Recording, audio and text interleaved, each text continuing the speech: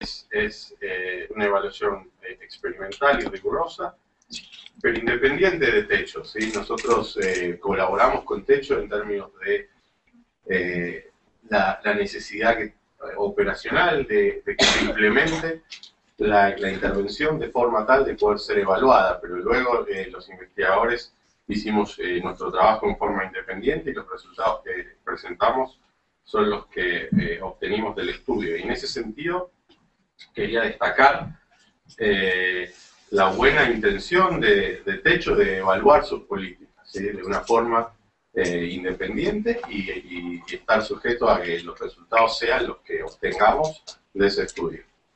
Esto me parece que hay que destacarlo porque buscamos en Latinoamérica y en general en el mundo en desarrollo que haya más organizaciones que tengan entre sus objetivos ser evaluados independientemente y en forma rigurosa. Eso es muy importante y me parece que es lo primero que queremos destacar. Okay. Dicho esto, entonces voy a pasar a los resultados, a presentar la resolución. ¿Cómo es esto? Esto nunca me sale. Ok. El tema que vamos a tratar es un tema muy importante, ¿sí? Que es el tema de la vivienda de las familias pobres, especialmente en áreas urbanas y semiurbanas, también en áreas rurales, pero es una problemática creciente en áreas urbanas y semiurbanas por cómo funciona el proceso de desarrollo económico, ¿sí? En el cual las familias migran hacia las ciudades atraídas por mejores oportunidades de trabajo, pero vivir en las ciudades es mucho más caro que vivir en áreas rurales. O sea, la tierra es cara, las viviendas son mucho más caras y las familias pobres no tienen acceso al crédito para comprar una vivienda, con lo cual la transición pasa por asentamientos informales.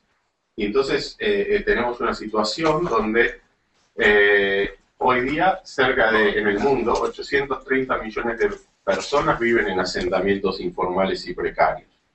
Y lo que busca Techo es resolver esa problemática, ¿sí? Eso es lo que busca hacer y es muy importante lo que hace en ese sentido. Lo que queremos saber en este estudio es cuán efectivo es en sus acciones para resolver este problema. Y este es un problema no tanto en Latinoamérica creciente, pero creciente en el mundo en desarrollo, con lo cual lo que aprendamos en este estudio es relevante no solo en Latinoamérica. Y ahí quiero resaltar otra característica importante de este estudio y de la cooperación con Techo, que es el hecho de que uno siempre puede hacer un estudio en un país, ¿sí? Y hacer el mejor estudio posible en un país, que es un estudio con un diseño experimental. Cuando uno tiene un diseño experimental, ¿qué es lo que logra? Logra que las familias, ¿sí? o las empresas, si fuese en otro contexto, pero digamos las familias, para estar en el contexto de la evaluación actual, que reciben la vivienda y las familias que no reciben la vivienda, en promedio son comparables, ¿sí? Y si no hubiese habido la intervención, deberían haber tenido los mismos resultados, la misma performance en términos de su salud, de su bienestar, de sus ingresos, ¿sí? Y ahora lo vamos a ver. Cuando uno compara los resultados, le puede atribuir causalidad a la intervención, porque es lo único que diferenciaron, en promedio, ¿sí? En promedio. Ahora bien, por más que uno haya hecho un estudio experimental, si solo lo hizo en una población, siempre está sujeto a que en esa población pudo haber funcionado o no por otros motivos. Vamos a presentar una evaluación hecha en 3 países distintos, con 3 realidades distintas, a pesar de que está hecho en asentamientos informales de familias pobres que califican para ser asistidas por un techo, ¿sí? En los 3 países el criterio, ¿sí?, es similar, Pero las realidades igual son distintas, porque son distintos países y los niveles de ingreso y pobreza son distintos y los niveles de urbanización son distintos. Y eso puede llevar a alguna heterogeneidad de resultados, ¿sí? Pero lo primero que vamos a enfatizar siempre son los resultados que obtuvimos en los tres países por igual. Pero hay algunos resultados que tienen alguna heterogeneidad entre países y ahí se abre a ciertos matices sobre los cuales también vamos a hablar. De vivir un asentamiento informal en una casa o en un hábitat muy precario. El principal problema es un problema de bienestar y dignidad, ¿sí? Hay muchas otras cuestiones asociadas a la casa, pero yo creo que este es un problema fundamental y cuando presente los resultados voy a volver sobre este punto. Porque ha sido poco enfatizado en la literatura sobre vivienda, que ha enfatizado otros aspectos, ¿sí? Entonces, las condiciones habitacionales pueden comprometer el bienestar y la dignidad de los habitantes en los asentamientos. Piensen que el hogar es el lugar donde la familia interactúa, ¿sí? Y entonces la calidad del hogar va a afectar a la calidad de esa interacción. Dice, el hecho de que los padres tengan un cuarto separado de los chicos puede ser una diferencia muy, muy grande en términos del bienestar de esa familia, pero es subjetivo y es difícil de captar, ¿sí? Entonces vamos a tratar de captar esto preguntándole a la gente cuán satisfecha está con la casa, pero también cuán satisfecha está con su vida en general. Y vamos a tomar este indicador de estar satisfecho con la vida en general como un indicador que hace un resumen, ¿sí?, de estas condiciones de bienestar y dignidad de la familia. Y le vamos a dar prioridad a ese resultado en el estudio. Ese es la principal hipótesis que tenemos, es que la casa va a mejorar el bienestar de las familias. Y siempre lo tuvimos desde el principio. Y en parte porque yo participé en un estudio en México años atrás, que fue publicado en el American Journal, en un journal importante, en México, donde encontrábamos que la gente a la que le habían mejorado la casa, el gobierno, con una política de básicamente reemplazar los pisos de tierra por pisos de cemento, era más feliz, ¿sí? Las madres tenían menos estrés y eran más felices.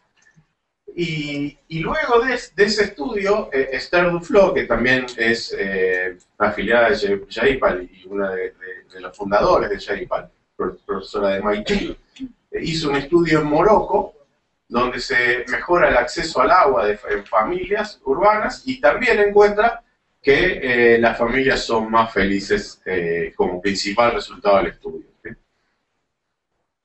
Y nosotros, anticipándome un poco, encontramos que en los tres países es una característica saliente de los resultados: las familias son mucho más felices después de haber recibido la casa, 2 años después, ¿sí? Y con lo cual, lo que quiero decir acá es, además de ser un resultado importante de la evaluación de Techo, y además de que Techo puede decir, bueno, nuestro principal objetivo, que es proveer un mayor bienestar y dignidad a las familias, tenemos evidencia experimental de que se cumple, y se cumple en una proporción muy grande. Desde el punto de vista de la investigación, ya extendiéndome a este estudio en particular, yo creo que uno puede empezar a decir, cuando uno interviene al nivel de el hogar, al nivel de afectar la calidad de la vivienda, debe considerar este indicador como un indicador muy importante en las evaluaciones. Tenemos 5 estudios. Tenemos el estudio que hice en México, el estudio que Esther hizo en Morocco, y 3 estudios en cada uno de los países de Techo que encuentran el mismo resultado, ¿sí?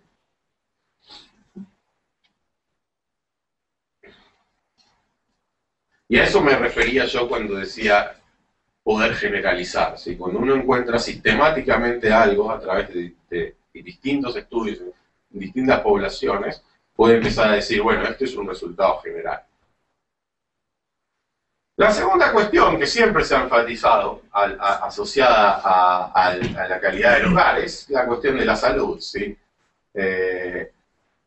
Y nuevamente, desde siempre la literatura de economía de la salud y la literatura en medicina ha pensado que el acceso al agua y al saneamiento son muy importantes para la salud de los niños. En ese estudio que les mencionaba en México, lo que nosotros observamos es que el piso de tierra era un transmisor de parásitos, y eso afectaba también la salud de los chicos, ¿sí? Entonces, la situación antes de que llegue a esta casa en Uruguay no es tan mala como en El Salvador, y me quedan 10 minutos. Y en México está en una situación intermedia. Mejora la ventilación, se construye en 2 días con un equipo de 6 a 12 voluntarios. Los beneficiarios contribuyen con el 10% del hogar, del costo, y el costo al momento en que hicimos el estudio era de $1.000. Entonces, como dijimos antes, teníamos intención de investigar rigurosamente qué impactos tenía en términos del bienestar de los hogares, de la salud de los niños, de la seguridad de la familia, de la acumulación de activos y de la situación de empleo de estas familias, esta casa que está aquí, ¿sí? Y para eso, entonces, Techo hizo una alianza de investigación con JPAL.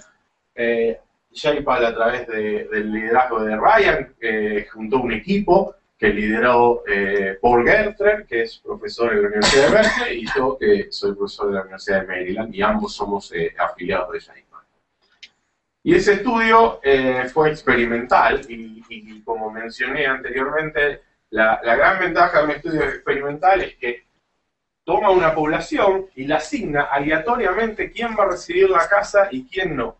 Y en este caso nosotros lo hicimos adentro de cada campamento en el que Techo iba a construir. Adentro de un campamento donde Techo iba a construir, Techo especificó cuántas casas podía construir, y entonces asignamos esas casas aleatoriamente a las familias que las recibieron, y el resto que no las recibió formó lo que se llama el grupo de control, que es el grupo que nos permite estimar qué le hubiese pasado a estas familias en ausencia de esta casa 2 años después. Y sin ese grupo es imposible inferir causalidad. Uno puede ir 2 años después, ¿sí?, agarrar a los mismos chicos, medirlos, por ejemplo, a los chicos, la diarrea, y ir 2 años después y medirle la diarrea después y encontrar una fuerte baja. Pero no se la puede necesariamente atribuir a la casa, porque esos chicos ahora tienen 2 años más y están menos expuestos a los riesgos que de los vectores que son transmisores de la enfermedad. O simplemente cambió, hay una cuestión como un shock ese año, que por alguna cuestión hay un virus o hay una bacteria o hay algo en el agua que es específico a ese año, que genera una mayor propensión a estar enfermo, o menos, ¿sí? Entonces, el grupo de control es muy importante porque está en el mismo sitio, en el mismo lugar, en el mismo momento. Los chicos también tienen 2 años más en el grupo de control, y entonces nos permite estimar qué le hubiese pasado a esta familia. ¿Qué le hubiese pasado a esta familia en ausencia de la casa? Y comparando a ambos grupos, podemos inferir cuál es el efecto de la casa, ¿sí? Entonces, acá la idea es, tenemos un grupo de familias que no reciben la casa, y tenemos un grupo de familias que reciben la casa. Ven como que la fotito es la misma, quiere decir, son la misma familia con casa y sin casa de techo, y comparando a estos 2 grupos 2 años después, podemos inferir cuál es el efecto de la intervención. Entonces, la evaluación está, yo creo que esto ya lo mencioné, nos permite contestar si mejora la satisfacción con la calidad de la vivienda, con la calidad de la vida, mejora la salud de los chicos, aumenta la capacidad productiva de los jefes, genera cambios en seguridad y aumenta la acumulación de bienes materiales. El estudio se hizo en El Salvador, en Uruguay y en México, y se hizo, bueno, entre 2007 y 2008, en la línea de base, y entre septiembre y octubre se midieron los resultados. Entre octubre y diciembre de 2007 y julio y septiembre de 2008, la línea de base. El programa mejoró la satisfacción con la calidad de vida, un aspecto muy importante en la experiencia de vida de las personas. En 2 países se observa disminución del poder de tierra, aunque no estadísticamente. A pesar de esto, se necesitan otras intervenciones y cambios en otras políticas públicas para mejorar significativamente la salud, empleo y acumulación de bienes entre personas viviendo en los asentamientos precarios. Esas son, la verdad, las conclusiones robustas del estudio. Y con esto entonces termino, me he excedido 1 minuto, digamos, dentro del nivel de confianza.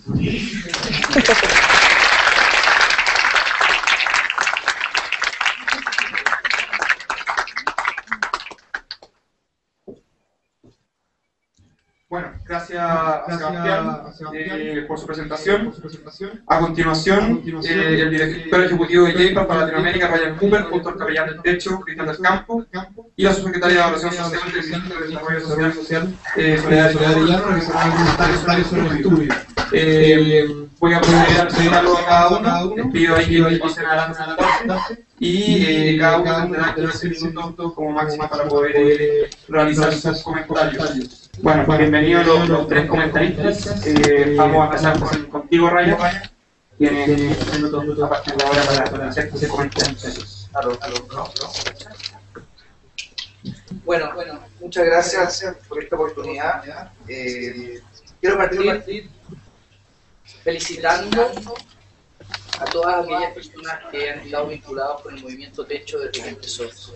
Creo que este es un día súper importante en que se confirma principalmente el modelo del techo. Y eso es algo que voy a mencionar más adelante. Pero es un día para estar contento, un día para felicitar, un día para estar satisfecho con el pasado, pero también es un día súper importante para mirar hacia el futuro en todos los desafíos que quedan, que sin duda son muchos, para el techo y también para JPAL, por algo que también voy a mencionar más adelante. El primer comentario que quiero hacer es aclaratorio. Quizás ya ha quedado bastante claro en base a la exposición de Sebastián, pero creo que es importante mencionar, y esto sí lo pueden tuitear, que esta es la evaluación de la casa. Esta no es la evaluación de la ONG Techo.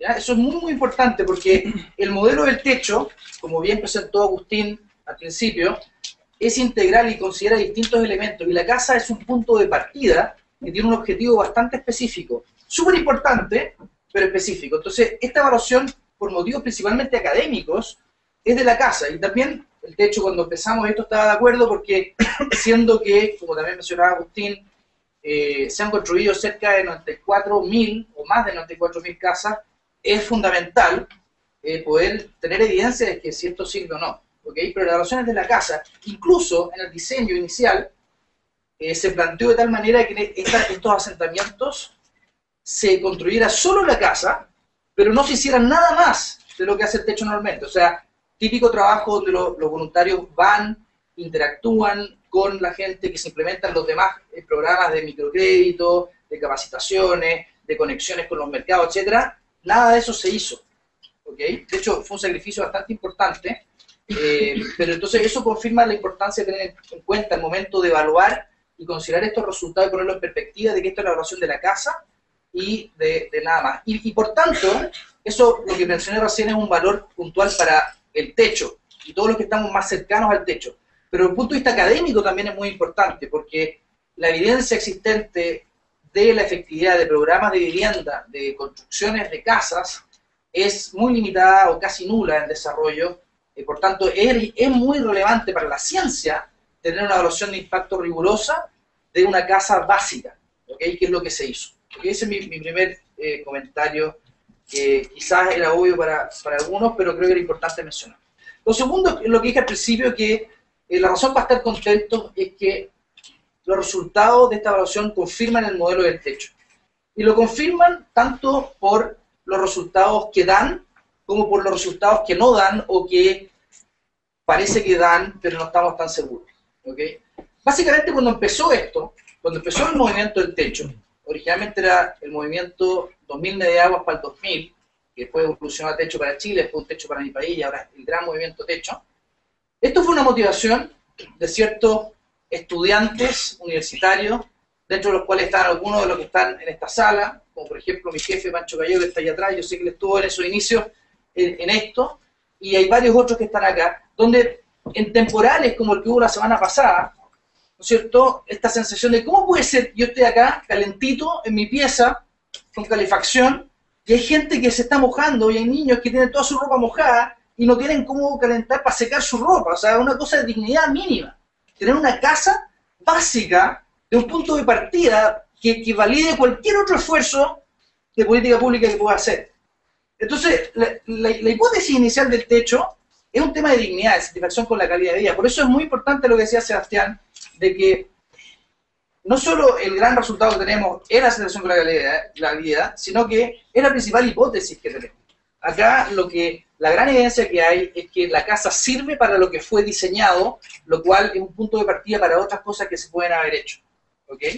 Entonces, esa es la primera confirmación. Pero también confirma el modelo en que nosotros, antes de empezar esta evaluación, el modelo del techo ya era el que decía Agustín. Porque el techo intuía desde un principio, tanto intuitivamente y de percepción por estar con la gente en campamentos, como también teóricamente, de que esto es solo un elemento y que hay otros más que hacer. Entonces el modelo del techo hay una casa, pero después hay programas de habilitación social donde podemos tratar de facilitar la vida de la gente para conectarlas con la economía, darles oportunidades, darles capital humano que probablemente no tengan, etc. Y después, ojalá que esto sea solo transitorio. Esto es una vivienda de emergencia transitoria. Y de hecho, gran parte de la definición de la casa de este tipo es porque ojalá no se queden toda la vida acá, sino que puedan salir. Y está la idea de iniciativas que en Chile ha sido fuerte y en otros países ha empezado, de la vivienda definitiva y de salir de la pobreza. Pero salir de la pobreza depende no solo de la casa, depende de otras cosas que hagamos, que haga techo, pero también que hagan los gobiernos y otras organizaciones que estén asociadas con el techo. Y los resultados de que la casa no tiene impacto en ingresos, o no tenemos evidencia suficiente para decir que la casa tiene impacto en ingresos, que no hay acumulación de activos pareciera ser, o que incluso en salud, que pudimos haber algunos más optimistas que otros dicho, sí, esto tiene que tener efecto en salud, no es tan obvio y rigurosamente, de acuerdo a los puntos críticos típicamente considerados en la estadística, no podemos decir con rigor al menos que hay efecto en salud. Eso tiene sentido. Y mirado ex post, uno puede decir, bueno, pero es que esto quizá era obvio. ¿Cómo le podemos pedir una casa de 3x6, básica, que no tiene baño, que no tiene agua potable, que esto es la panacea y que va a sacar a la gente de la pobreza? Entonces, esa es la otra confirmación del modelo de techo. Y creo que es importante mencionarlo, porque el modelo de techo intuía esto desde antes. Entonces, si es que esto era tan obvio, y si es que estos resultados de alguna manera no son algo demasiado diferente del modelo de techo, ¿por qué son importantes? ¿Y por qué son importantes para el techo? Entonces quiero argumentar que son importantes por dos razones. Uno, porque imagínate que el techo es dueño de la verdad. Y el techo dice, mi modelo es la panacea. Y yo sé que es muy bueno. Está en el interés de techo documentar científicamente que así es para expandirlo. Y para que esto le pueda llegar a muchas más familias en muchos más países. ¿Ok? En el documento que andan dando vuelta en la presentación de Sebastián se hablaba de que, por un lado, el techo ha hecho algo tremendo. 94.000 familias han recibido esta casa básica, que tomándolo así suena gigante. Pero si comparamos eso con la necesidad, que también está en el documento, de más de 100 millones de familias, que cuando hay un temporal como el de la semana pasada, se llueve y está mal, uno dice, chuta, que nos falta harto.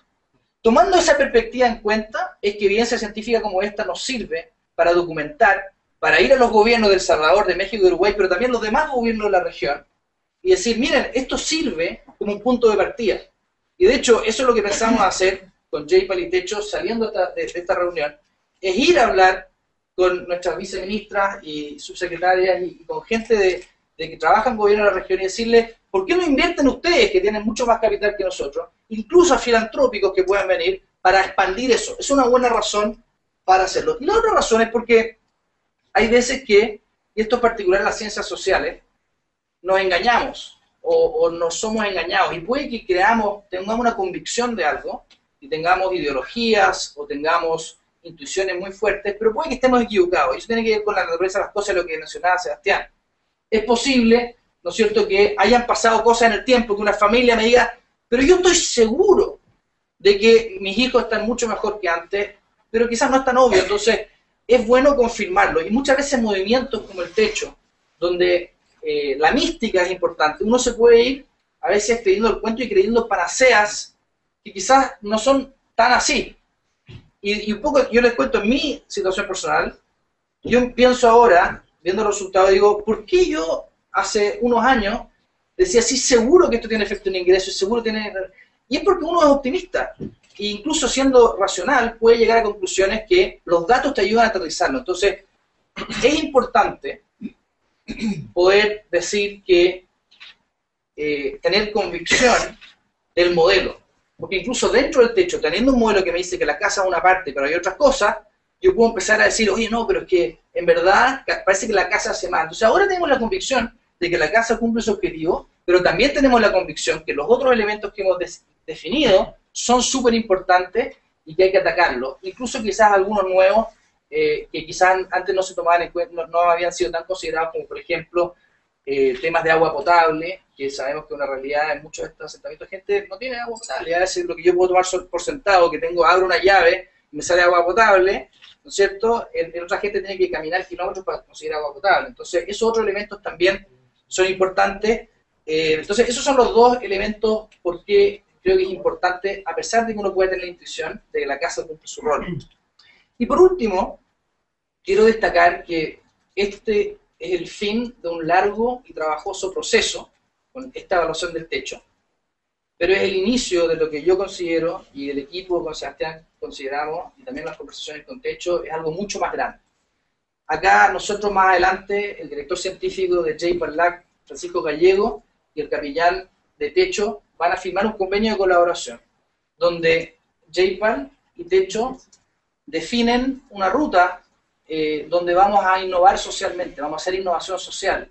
Y en estos otros elementos que se están construyendo, la idea es poder trabajar midiendo y aplicando lo que es una verdadera innovación social. Muchas veces se habla de innovación social como solo enfocado en la parte de inventar, pero no se enfatiza en la parte de medir. Innovación social sin medición rigurosa no es innovación social. Eso quizás no lo tuiteen y tómenlo como Ryan Cooper, pero yo tengo la convicción de que no es así. Innovación social requiere medición, porque requiere aplicar el método científico, donde continuamente estoy proponiendo ideas y las estoy testeando, y donde estoy dispuesto a equivocarme. Y en eso quiero repetir lo que decía Sebastián, del gran valor de que el techo haya estado disponible para testear esta tecnología, que yo se lo doy de testimonio personal. Ellos estaban seguros que esto funcionaba, y de hecho, con todo el apoyo que el techo tenía, hay un riesgo no menor, porque el techo le iba bien, y el techo estaba creciendo. Entonces, exponerse a que venga un científico de Maryland y me diga, oye, ¿sabes que esto no funciona? Es algo no menor. ¿Y qué es lo que está detrás de esta idea? Está detrás que el techo está enfocado en el objetivo más que en el programa definido para cumplir el objetivo. Y eso es un ejemplo para cualquier otra ONG y organismo público, donde nos debería importar los objetivos y deberíamos estar dispuestos a probar ideas que puedan fallar. ¿Okay? Entonces, yo creo que eso es algo bien importante, y tengo muchas expectativas de lo que viene, porque creo que vamos a poder trabajar mucho en innovación social en estos países en Latinoamérica donde estamos trabajando. Así que bueno, estamos muy contentos y agradecidos también por la paciencia que han tenido todos estos años, ¿no es cierto? Ha sido un aprendizaje para todos. La verdad que esto es una evaluación donde JPAL entró en un momento, pero esta evaluación empezó desde antes que estaba JPAL. Esta era una evaluación de Sebastián Galeani en un principio, y después se alinearon las estrellas y terminó siendo algo donde estaba JPAL, pero acá todos hemos aprendido, ha habido un aprendizaje importante y el techo ha sido muy paciente en ese proceso, y también refleja la humildad que ha tenido el techo para abrazar esta evaluación hasta el final y sacarla adelante. Así que, bueno, muchas gracias y que sea todo lo mejor en lo que viene.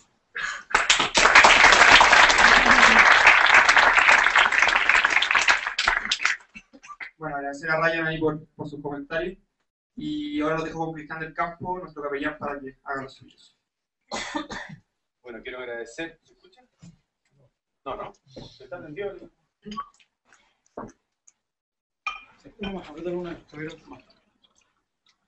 Ahí sí, ahora sí, ya sí.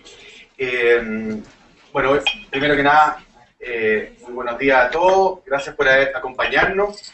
Este es un día bien importante, como ya se ha dicho, para nosotros en estos 16 años. Es quizás la primera evaluación así de esta envergadura. Tal cual como hizo Ryan, me gustaría partir agradeciendo a toda la gente que ha hecho posible, particularmente a gente bueno, obviamente de JPAL, a los que se han dado el trabajo de recopilar datos, de analizarlos, de tabularlos, y ahora de entregarlos, y también a la gente del techo, a la gente que representa montones de países donde estamos trabajando, pero también a la gente que no está, que son como nuestros antecesores, desde el grupo inicial, bueno, la de Pancho, está atrás Felipe, está mi amigo Pepe Yura, sé que ahí que son como los equipos más originales del techo y que le agradecemos mucho que hayan venido. Ciertamente a Felipe Berrío, que inspiró mucho de este movimiento en toda su primera etapa. Pero a mí me gustaría destacar muy especialmente a un compañero jesuita que yo creo que lo que estamos evaluando es su idea, que es Jos van der Rest, que fue el que hace 50, 60 años impulsó decididamente la construcción de esta vivienda en Chile, tomándose terreno en las poblaciones más pobres cuando nadie estaba hablando de este tema, y que hasta el día de hoy sigue trabajando, a sus 90 años sigue trabajando, dirigiendo el Servicio Latinoamericano de Vivienda Popular, construyendo no solo en Latinoamérica, sino que en las partes más increíbles del mundo, en las viviendas de este tipo y de otros tipos muy similares, y que sigue siendo un gran amigo del techo, y que nosotros también nos inspiramos mucho en lo que él ha hecho. Entonces quisiera especialmente a Jos, al Hogar de Cristo, que confió en esta iniciativa de jóvenes, y que ahora, bueno, está de alguna manera la Fundación Vivienda también en manos de Felipe, que fue un ex techero y con el cual vamos a seguir trabajando.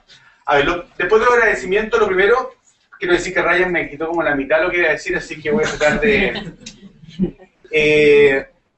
en mi experiencia, trabajando en el techo, antes en la universidad, con un montón de otros lados, no sé si a ustedes les pasa, pero lo que más hacemos nosotros en general es planificar.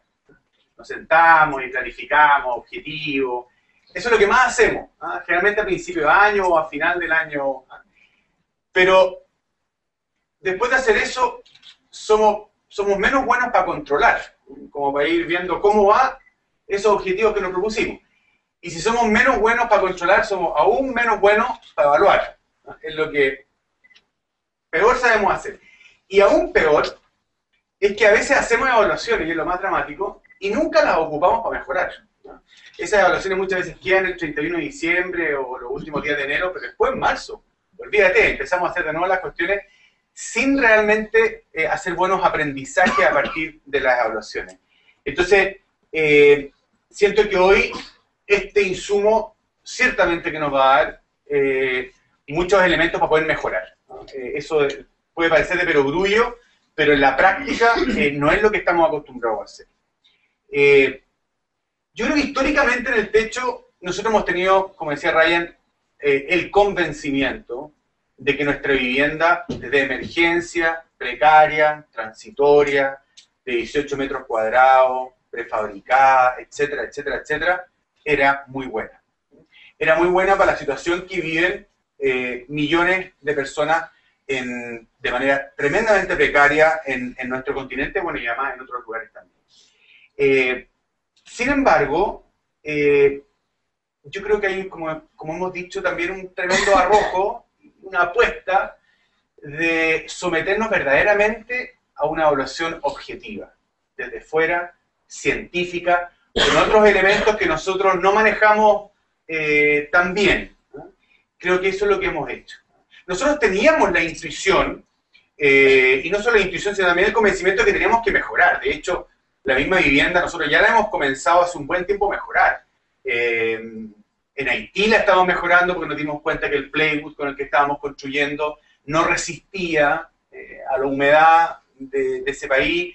Hemos ahora armado fábricas de nuestras viviendas en Colombia, en Argentina, para poder controlar la calidad de nuestros proveedores. trabajar con tantos proveedores, imagínense, son 57 oficinas en Latinoamérica. Entonces no es fácil asegurar una buena calidad.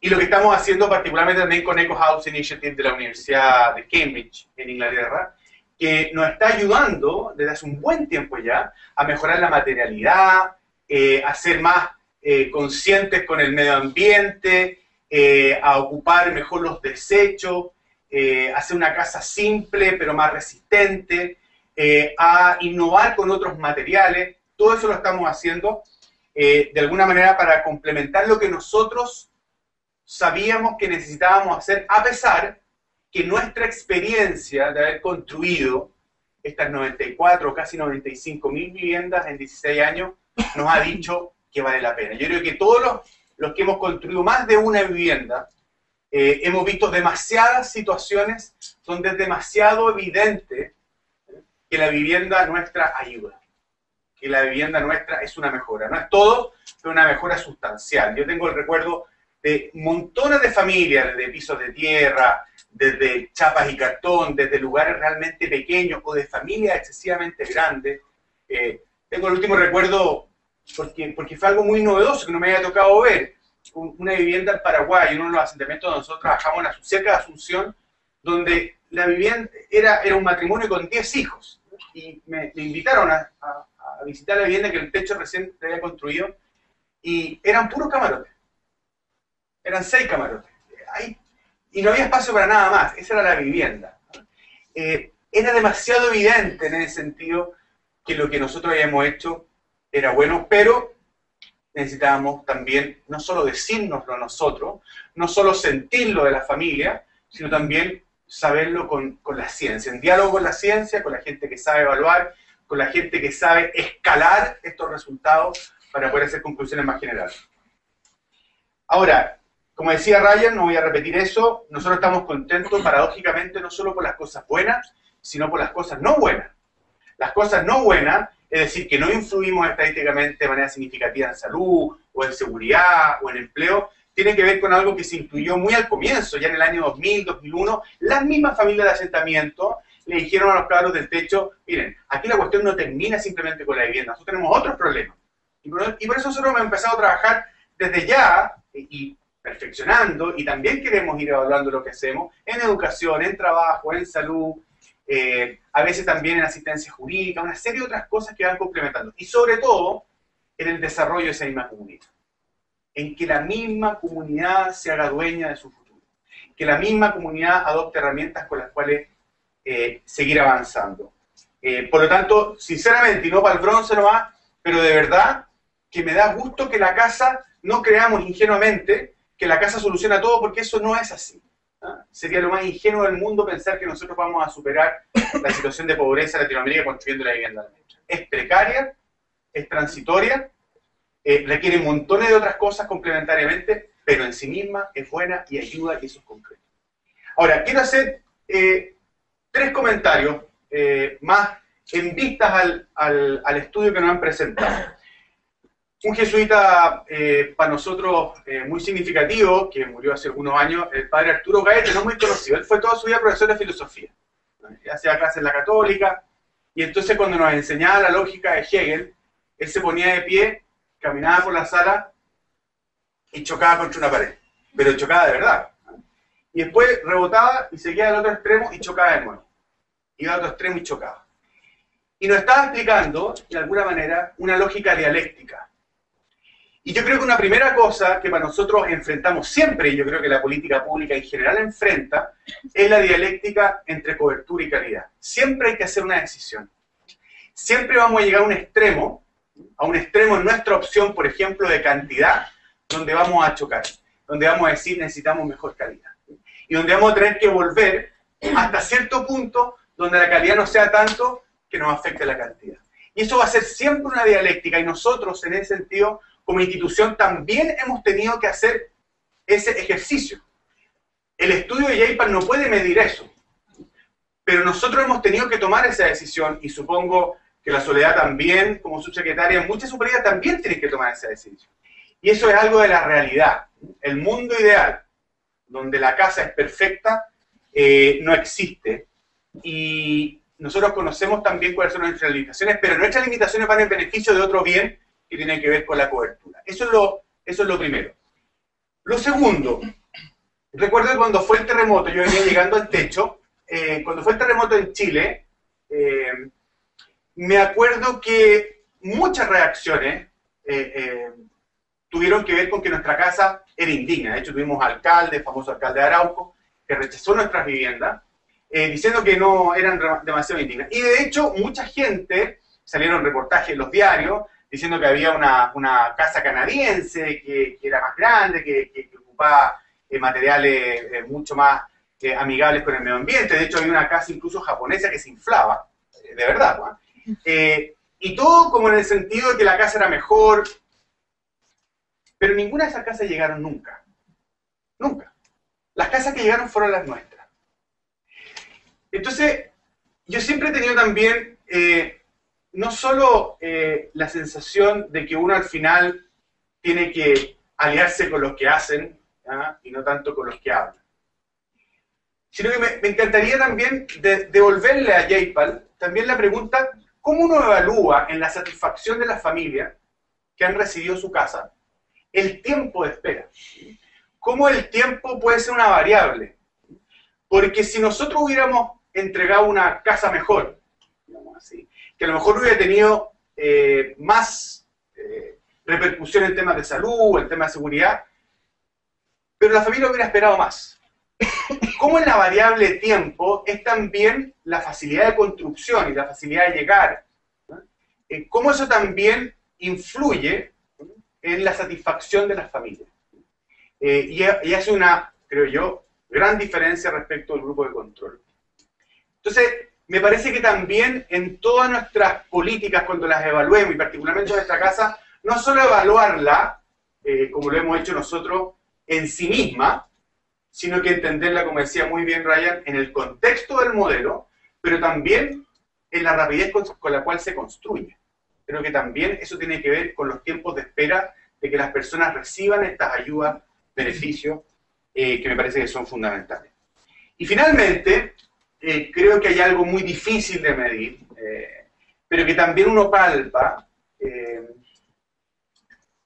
que tiene que ver con que los que hemos construido, yo creo que muchos de los que están acá han tenido la experiencia, son experiencias donde hay otros bienes quizás mucho más subjetivos, más blandos, que también se dan. La integración, por ejemplo, de jóvenes con familia, de jóvenes con oportunidades, con familias que han estado segregadas y marginadas, la experiencia de dignidad, la experiencia de una confianza que no es traicionada, la experiencia de mejora en la autoestima. Hay una serie de cosas que podrían parecer demasiado blandas y evidentemente que difícilmente un estudio como este las va a medir y no tiene por qué hacerlo. Pero los que hemos estado ahí, y yo creo que ustedes podrán ser testigos también, hay muchas otras cosas que ocurren, que uno esperanzadamente piensa que quedan sembradas en esas familias y que luego tenemos que seguir acompañando con todo el resto de cosas que nosotros y otros hacen. Pero ese puntapié inicial, quebrar la desconfianza que nosotros testimoniamos en un montón de familias a lo largo de nuestro continente, por demasiadas promesas que son incumplidas, creo que también la casa, por lo concreta, por lo palpable, de alguna manera ayuda a romper. Y eso es algo que creo que también es digno de ser evaluado. Quiero agradecer a la gente de J-PAL por este estudio que a nosotros nos ayuda mucho a mejorar, porque eso es lo que queremos para poder seguir ayudando a tener un país y un continente mejor. Muchas gracias.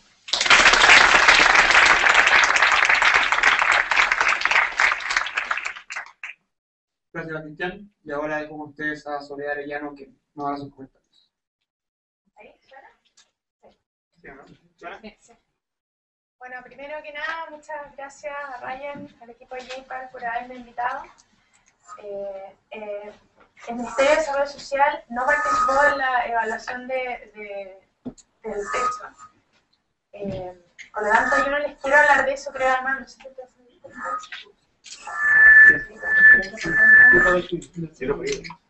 Gracias, Ya, ahora el pelo. Mucho, ya sí, era muy tecnológico. Bueno, el Ministerio no participó en la evaluación del texto, por lo tanto yo no les voy a hablar de eso ahora. Creo que además con todo lo que han comentado ya tenemos harta información. A mí me gustaría enfocar la presentación un poco en lo que tiene que ver con la importancia de la evaluación en general. El Ministerio de Desarrollo Social, especialmente la Subsecretaría de Evaluación Social que yo encabezo, hemos trabajado firmemente desde que partimos, cuando todavía éramos Ministerio de Planificación, en crear y creer una cultura de evaluación. Por allá está Felipe, está Matías Claro, que fueron los que partimos en este proyecto, que era el de empezar a generar una cultura de evaluación y que tiene que ver con que tenemos que medir. ¿Ahora sí? Y que tiene que ver con que necesitamos evaluar, necesitamos medir, y por lo tanto comparto plenamente lo que dijo Ryan de que innovación social sin medición no tiene absolutamente ningún sentido. En el Ministerio les voy a contar bien rápido qué es lo que estamos haciendo, porque me interesa mucho más centrarme en cuáles son los desafíos que esto nos genera para más adelante.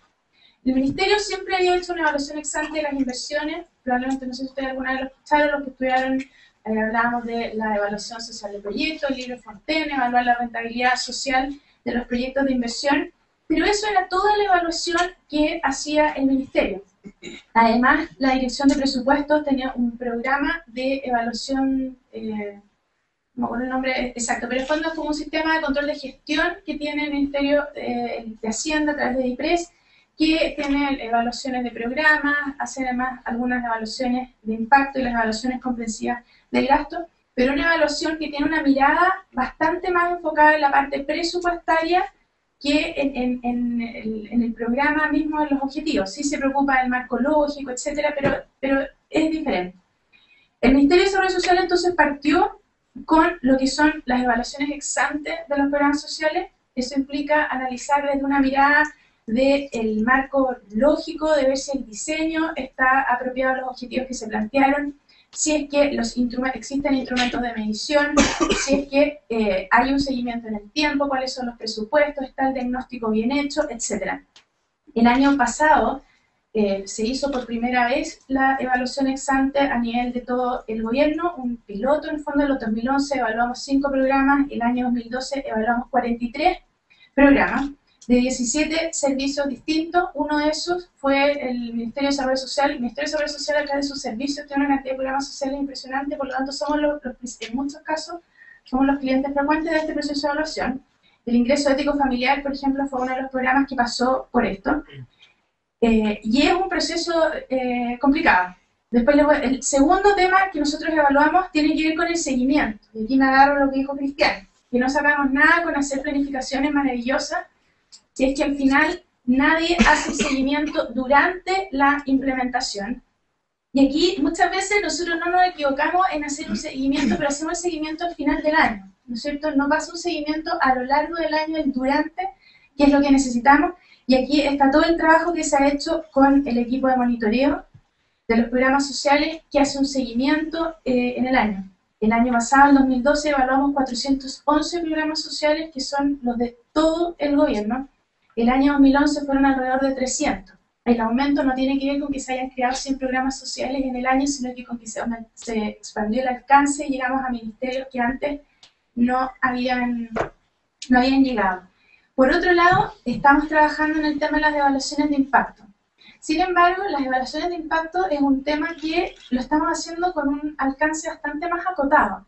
Y lo estamos haciendo con un alcance más acotado porque hay un tema de conflicto de interés bastante importante en hacer una evaluación de impacto. Y por lo tanto, si bien yo creo que el Ministerio de Desarrollo Social y el gobierno en general tiene un rol muy importante que cumplir en esto, al final no son los que tienen que liderar muchos de los temas de las evaluaciones de impacto. O sea, yo creo que el rol de nosotros tenemos una base de datos que nos hemos preocupado de poblar en estos 3 años y medio, que a la larga estamos preocupados de que quede disponible al mundo académico con formas innominadas, de modo que se puedan realizar evaluaciones de impacto por parte de terceros, pero esas evaluaciones de impacto no deberían ser realizadas o lideradas por nosotros, sino que por otras organizaciones, a pesar de que yo creo que las preguntas sí las deberíamos definir nosotros, porque al final son los que nosotros fuimos los que armamos el programa, que teníamos un objetivo específico y lo que queríamos saber si se cumplió ese objetivo. Estamos ahora, yo les diría que esta es la patita que a nosotros como ministerio nos falta y que estamos trabajando por dejar armada de aquí para lo que viene, de modo de poder tener un espacio abierto para que se puedan hacer evaluaciones de impacto de más programas, y esto siempre lo hemos visto como una relación con el mundo académico para el trabajo propiamente tal. ¿Cuáles son los desafíos que nosotros creemos que existen en el mundo de la evaluación? El primero, y uno de los más difíciles al principio, es vencer la resistencia al cambio. Resistencia al cambio en varios sentidos. Primero, no hay cultura de evaluación. O sea, nadie está acostumbrado a que lo evalúen. En el sector público hay una inercia que permanece. De hecho, nosotros evaluamos ahora y es difícil incorporar los cambios porque esto es como alguna cosa que van dando todo el tiempo. Por lo tanto, los cambios que se detectaron en el 2012 no tienen impacto en el 2013, sino que a lo más van a tener impacto en 2014, porque hay que hacer cambios y todo eso toma tiempo, es muy lento. Hay mucho temor a la evaluación. Y también hay una sensación a veces de parte de los actores que participan en esto de pérdida de poder. Y yo aquí realmente admiro al Techo, creo que fueron súper valientes en someterse a esta evaluación. Porque cuando uno se somete a una evaluación, especialmente si lo hace un tercero, que es independiente, la evaluación puede salir buena o la evaluación puede salir mala. O sea, independientemente de que si la evaluación sale mala, a uno le sirve para el crecimiento y lo vamos a mejorar o sea, lo vamos a ocupar para mejorar el programa y todo eso, el primer impacto, que es decir que mi programa emblemático salió mal evaluado, es fuerte y es un riesgo. Por lo tanto, eso pasa mucho al interior del sector público. A nosotros se nos corre, andamos como pescados tratando de agarrarlo, porque todos buscan el resquicio para decir, no, es que el mío no es programa social, así que ustedes no. O, no, pero es que ustedes ya me evaluaron el año pasado, ¿por qué me tienen que evaluar de nuevo este año? Nosotros es que esto es todos los años. Aquí hemos tenido al principio mucha resistencia de otro organismo, nos costó con la DIPRES, por ejemplo, al principio, porque había una especie de competencia de poder de que quién encabezaba este proceso, pero hemos logrado tener una relación muy fluida y el apoyo que nos ha dado la Dirección de Presupuesto en esto es bien importante. Y al final eso también tiene que traspasarse a qué es lo que pasa en las organizaciones, como lo que pasaría ahora en el Techo. Los resultados de las evaluaciones que está haciendo el Ministerio de Desarrollo Social, me refiero especialmente a la evaluación ex ante y al monitoreo, porque lo que tiene que ver con inversiones siempre ha tenido impacto. Hoy día tiene impacto, hoy día importa porque quien pone la plata lo está tomando en cuenta. O sea, si el que toma las decisiones en último término, que fuerte lo que estoy diciendo, ¿no? Eso sí que no lo tuiteé, como están todas para eso, lo toma en consideración, eso le da importancia a la evaluación. En el fondo, si al final, en este caso, la asignación presupuestaria, que es tremendamente importante para el funcionamiento del sector público, considera las evaluaciones, los monitoreos al momento de entregar plata, no necesariamente para decirle no le voy a entregar plata, porque hay muchas cosas de hecho que vienen por leyes y que hay que hacerlas de todas maneras, sino que en el sentido de exigir cambios. Es tremendamente potente para lo que es la mejora, lo que tiene que ver con la evaluación, pero al final lo que tiene que ver con la gestión del sector público. Un segundo desafío importante para nosotros fue la definición de la metodología. Definir la metodología de evaluación fue bien difícil. Teníamos por un lado el modelo que lo ocupaba la DIPRES, que tenía un foco distinto. Hay modelos que se ocupaban en otros países, especialmente México, que fue el que copiamos, el que nos adaptamos principalmente. Y por otro lado, validar esa metodología, porque cuando uno va a un ministerio y le dice, vamos a evaluar todo tu programa, entonces se sientan así y dicen, ya, ¿con qué cara tú me vas a evaluar? O sea, porque somos pares, al final un ministerio con otro. Y tener que demostrar que nuestra metodología es una metodología que convence fue un proceso importante. Tuvimos que hacer también ejercicios de validación externa, consultores externos, de modo de validar esta metodología. El levantamiento de información, que para toda evaluación es un desafío en sí mismo, fue bien importante, pero aquí lo más importante es que nadie sabía lo que era un programa social. Nosotros guiamos, por ejemplo, el CENAME.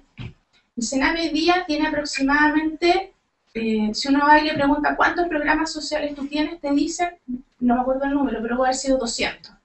Entonces yo iba y le decía, pero ¿cómo es posible que ustedes tengan 200 programas sociales a nivel de todo el Estado? Nosotros hemos levantado que hay 300. Entonces ellos ocupaban una definición de que para ellos un programa social es el convenio que ellos tienen, por ejemplo, con no sé, con cualquier, con el que puedan tener con el Hogar de Cristo, o el que tienen con alguna fundación, con cualquiera. Para ellos ese es un programa, con el Patronato de la Infancia, ese es un programa. Por lo tanto, cada convenio para ellos era un programa. Nosotros íbamos al Ministerio de Salud y le decíamos, ¿cuántos programas sociales tienen ustedes? Y decíamos, tenemos 3. La atención primaria, lo que hacemos en los hospitales y no sé. Por lo tanto, esa diversidad es muy difícil, fue muy difícil al principio poder implementarla. En el caso acá de la evaluación, este punto se lo recalco porque cuando uno hace una evaluación de impacto, evalúa algo chiquitito, que en el fondo que es lo que tú decías, estamos hablando este componente de la evaluación. En el caso nuestro estamos hablando de algo que es mucho más grande, pero que además no está ni siquiera definido.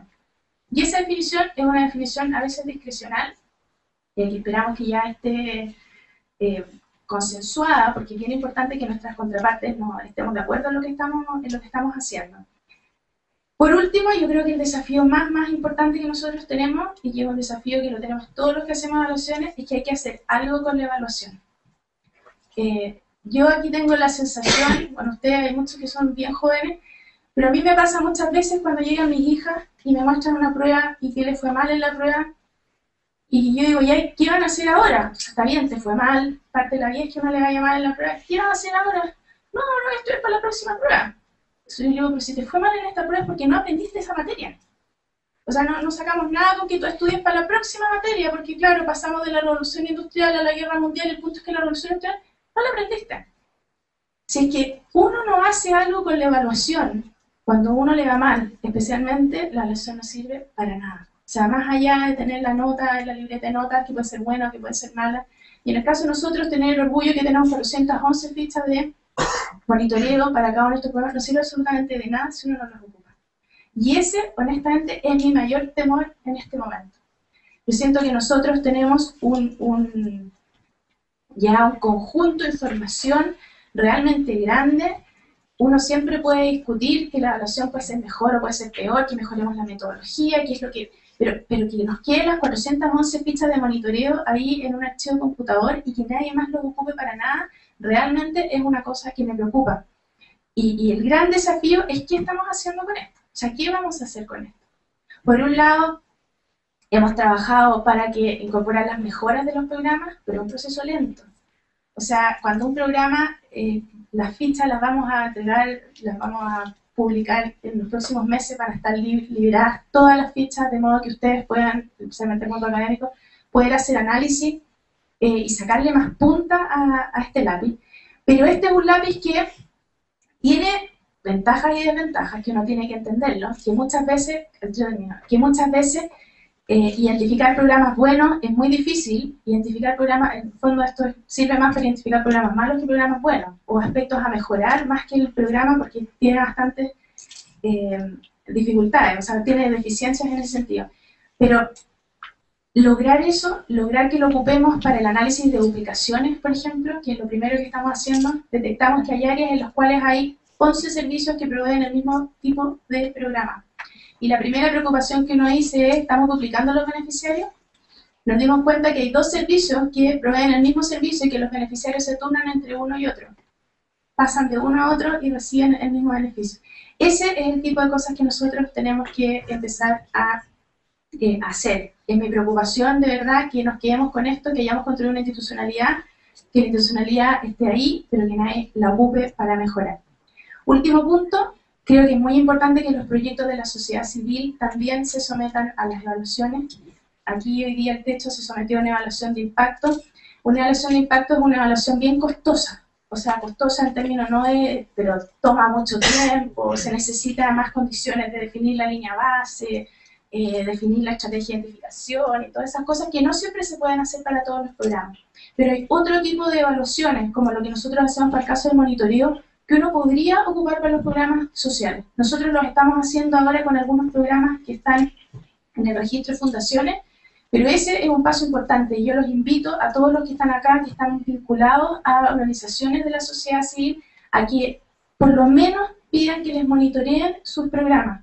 No todo les va a ir bien, pero al final esa es la gracia. O sea, muchas de las organizaciones de la sociedad civil funcionan en base a los aportes que también le hace la sociedad civil, y creo que un ejercicio de transparencia, es un ejercicio además de honestidad, es evaluar, revisar cuán bien están sus propios proyectos, de modo de poder orientar los esfuerzos que tenemos, que además son escasos, para lograr los objetivos que queremos lograr. Así que esa es la invitación a ustedes, y nosotros nuestro compromiso es seguir trabajando en esto. Muchas gracias.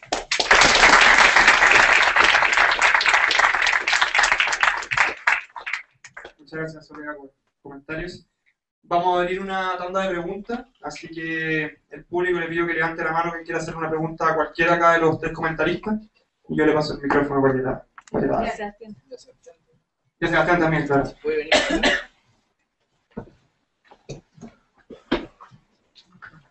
¿Alguna pregunta?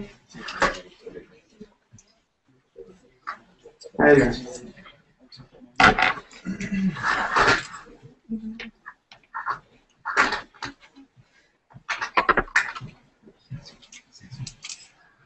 No, muy brevemente, bueno, felicitar, no sumarme a lo que han dicho, felicitar mucho al Techo, mucho a JPAL. Solo, yo creo que aquí hay algo que también está pasando hoy día que nos debe hacer reflexionar en todo ámbito, y es el hecho de que debemos ser menos autocomplacientes con nosotros mismos, los que trabajamos en temas sociales en general. Así que pedirle al Techo también, yo sé que lo está haciendo JPAL, siempre pienso que lo hacen poco, y lo deberían hacer mucho más, que seamos súper exigentes con los distintos programas sociales que estamos haciendo, porque de lo contrario nadie vela por esa parte. No solamente pedir que estemos, sino que lo hagamos bien. Yo creo que simplemente, yo sé que hay una comunidad muy potente acá de personas que han trabajado, y me encantaría también ver al Techo interpelando al gobierno, interpelando a todos, muy seguido sobre la calidad de los programas sociales, en términos de que exista más interacción entre la rigurosidad de académicos. Creo que tenemos muchos académicos muy lejos de este tema. Hay pocos en Chile, hay pocos en Latinoamérica, que realmente velen y sean como los abogados de las familias más vulnerables, que desgraciadamente no tienen siempre acceso a la toma de decisiones para que esos recursos que son para ellos finalmente les cambie la vida. Así que era simplemente un comentario. Gracias. ¿Alguien más? ¿Alguna pregunta?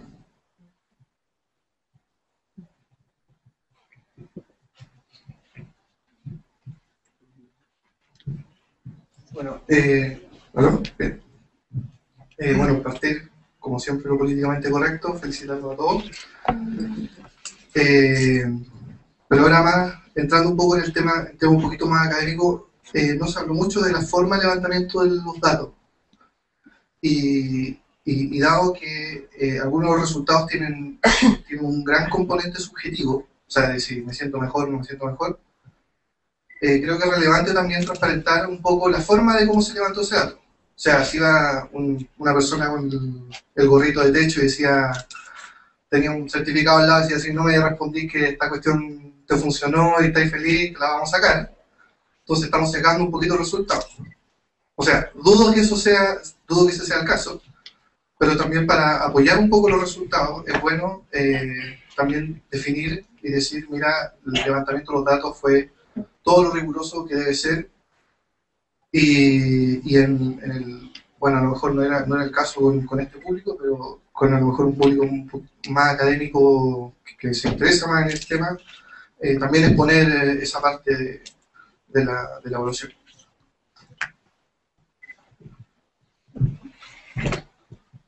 Sí, no, por supuesto. El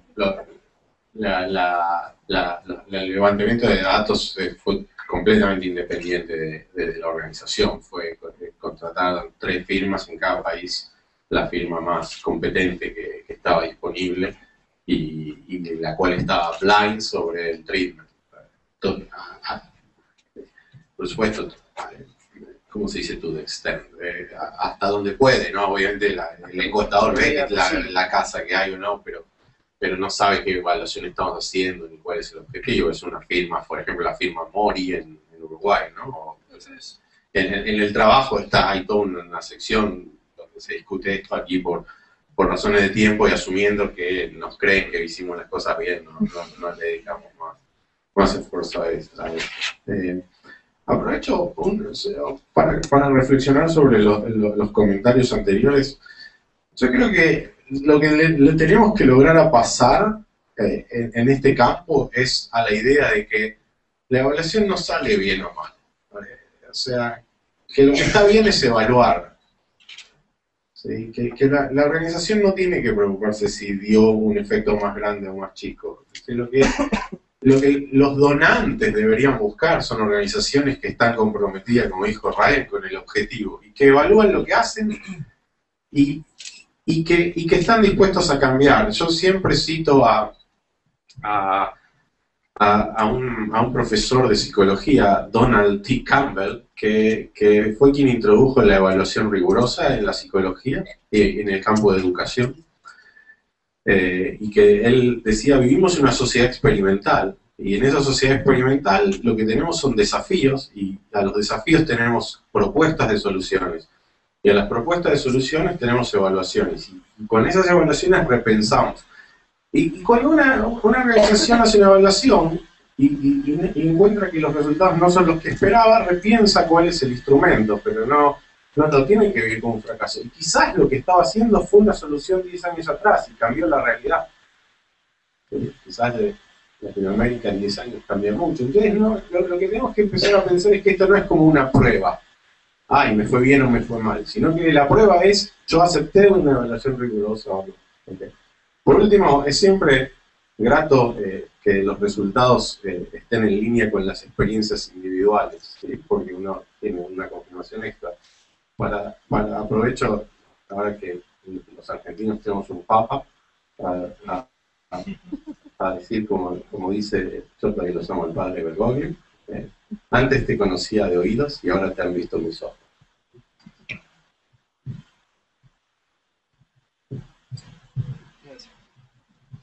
¿Alguien más? Una última preguntita.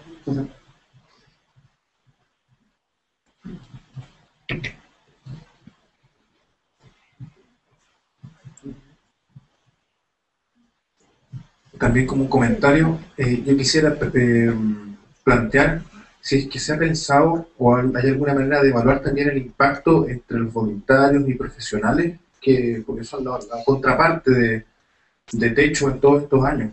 Y así como es positivo que los niños no tengan diarrea 5 años después, 2 años después, bueno, ¿qué sería lo positivo a evaluar en lo que le ocurre a los voluntarios, a los profesionales, a la gente que siguió vinculada a Techo y forma parte del movimiento Techo, como se ha dicho? Yo creo que hay un punto también interesante, porque si seguimos viviendo exactamente igual que antes, no va a cambiar nada. ¿Sí? Eso quisiera ponerlo como punto de consideración, no digo que para esta evaluación, pero también hay un punto importante en el foco.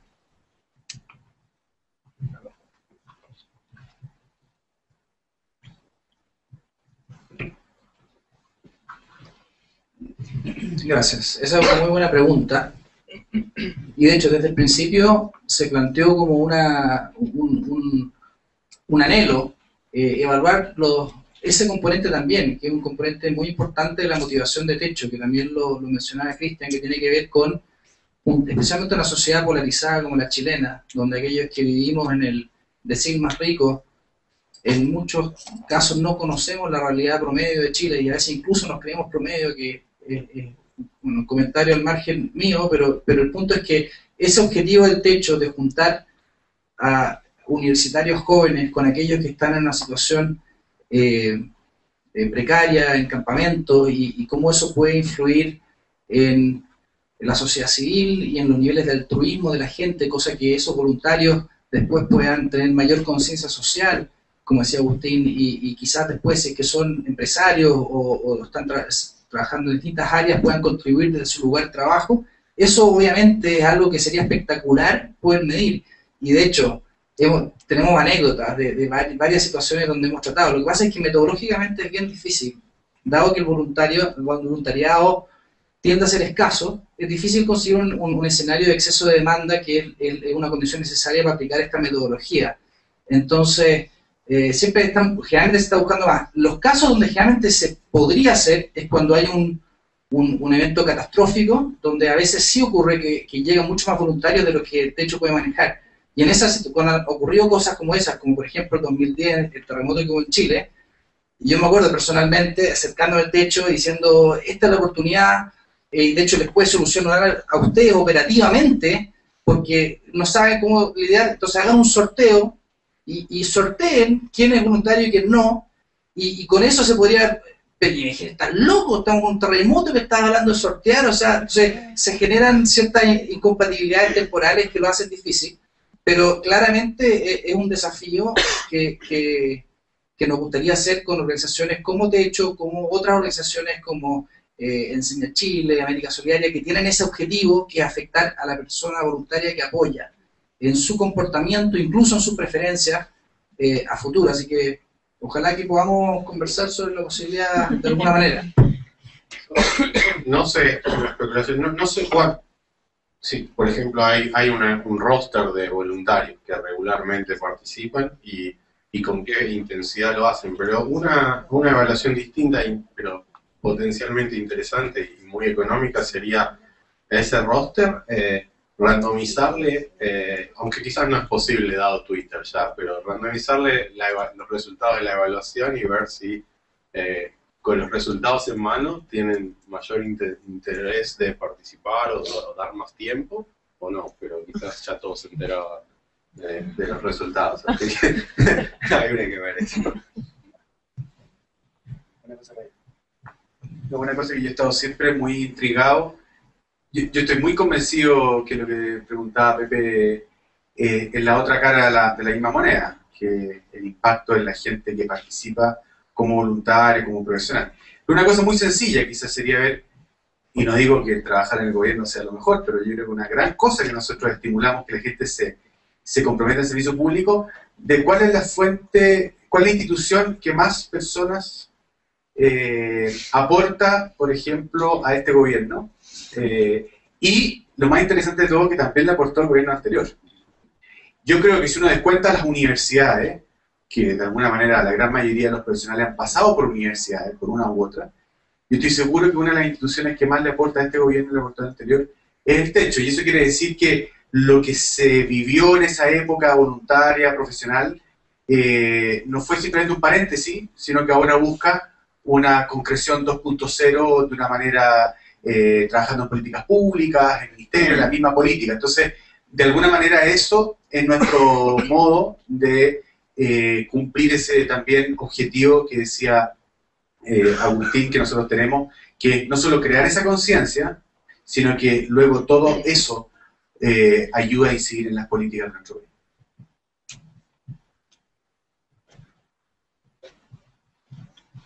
¿Alguien más? Bueno. Entonces, para finalizar, tras el aprendizaje que ambas instituciones hemos desarrollado con este estudio, hoy podemos establecer algunas conclusiones. Desde Techo, podemos confirmar que existe una gran necesidad por identificar y desarrollar programas que aborden las distintas problemáticas que surgen de los asentamientos precarios y que hoy estamos trabajando, encaminados hacia programas de educación, salud y capacitación que complementen los impactos comprobados de la vivienda de emergencia de Techo. Por este motivo, Techo y JPAL se han propuesto trabajar en conjunto, uniendo esfuerzos para contribuir a la superación de la pobreza en la región. Hoy firmamos un convenio en el cual nos comprometemos a colaborar en la identificación de innovaciones sociales, trabajando en conjunto en su diseño, implementación y respectiva evaluación.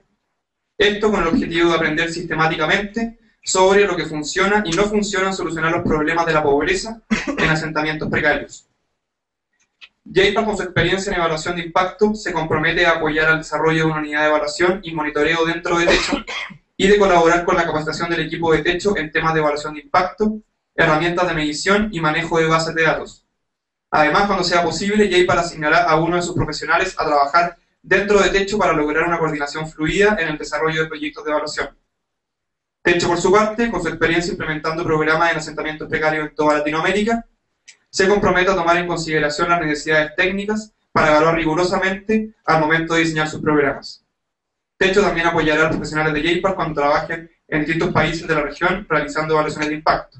Además, Techo ayudará al equipo de JPAR en el levantamiento de información y análisis de datos cuando eso sea necesario.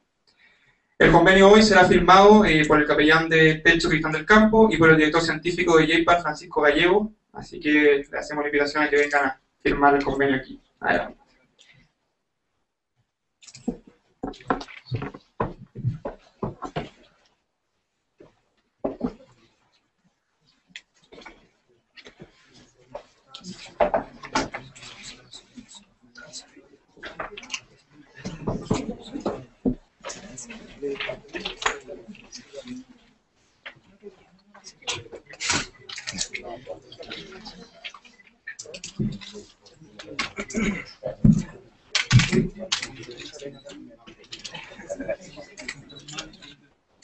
La mano, vaya.